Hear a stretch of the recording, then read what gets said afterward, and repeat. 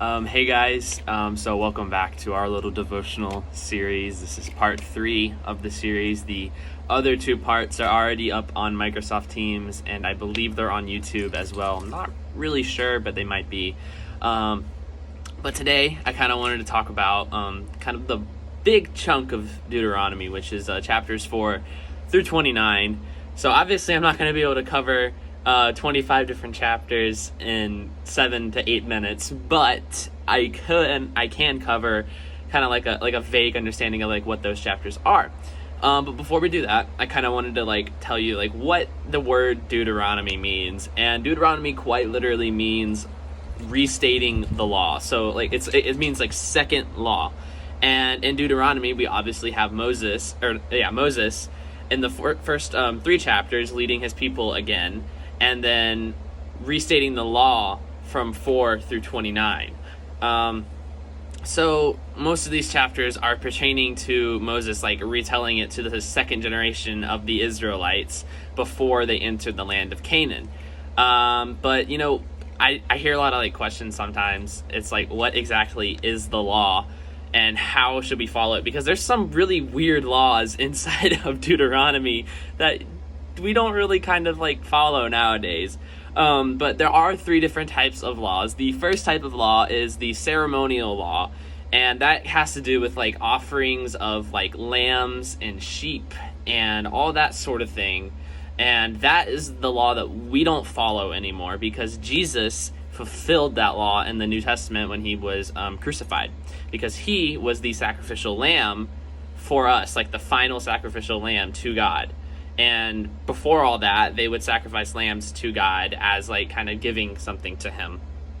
The second type of law is called the civil law, and this is the law for the ancient Israelites. And we also have a form of civil law now that we follow in America, obviously. And it states that we should follow this law as it pertains to our government unless it's contradictory to God. So in chapter 22, verse 5, it says for the Israelites that a woman shall not wear a man's garment, and vice versa. Well, funny thing is, we have some pretty wild laws too that we follow. And in Arizona, it says that it is illegal to have a donkey sleep in your bathtub. So we kind of follow those our form of the civil law, and they followed their form of the civil law, and it's from the government that should be made to worship God and exalt God. And lastly, we have what is known as the moral law, which is what we should follow constantly today as Christians, and that is in fact the 10 Commandments. Now, the 10 Commandments are something that you got to know it by heart, and if you don't, you got to learn it. But Moses in Deuteronomy constantly refreshes the Israelites on what the 10 Commandments is, and more specifically, what the most 2 important 10 Commandments are is love God and love your neighbor. But the reason we should follow the 10 Commandments, in fact, is that because if we didn't have the 10 Commandments as Christians, we wouldn't be able to navigate our lives as Christians. Think of it this way: if you didn't have traffic laws, you wouldn't probably be able to drive your car very well, because you would constantly be getting into car accidents with other people that don't have traffic laws.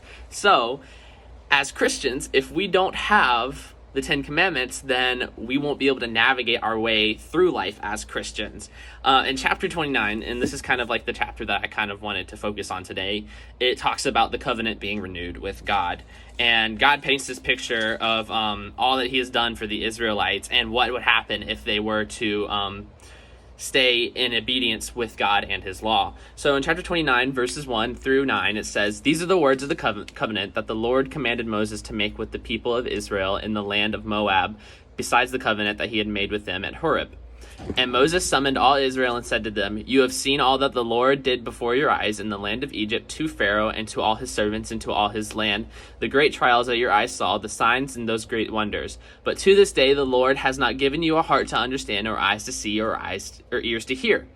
I have led you for 40 years in the wilderness. Your clothes have not worn out on you, and your sandals have not worn off of your feet. You have not eaten bread, and you have not drunk wine or strong drink, that you may know that I am the Lord your God. And when you come to this place, Sihon, the king of the king of Heshbon, and Og, the king of Bashan, came out against us to battle, but we defeated them. We took their land and gave it for an inheritance to the Reubenites and the Gadites and the half tribe of the Manassites. Therefore, the words of this covenant and do them, that you may prosper in all that you do. So God is kind of painting us a picture here of what it means for us to be in obedience with God and what we get out of it when we're in obedience with God. When we go into obedience with God and we hold his law to our heart, we end up prospering through him as Christians. If we are not to do that, we end up failing as Christians. So I think it's very important for us to understand that God has set aside these laws not to kind of like put us under his thumb or to like keep us in check, but rather to help us through life so we can end up reaching other people for him. Thank you guys for tuning into today's little devotional episode. We'll wrap up Deuteronomy hopefully in the next one, but I wanted to really kind of like, I guess, skim over the laws, but also touch on why they're so important to us, and give you an idea of like what we're going to be doing going forward. So thank you guys. I hope you're all staying safe and quarantined. I hope to see you soon.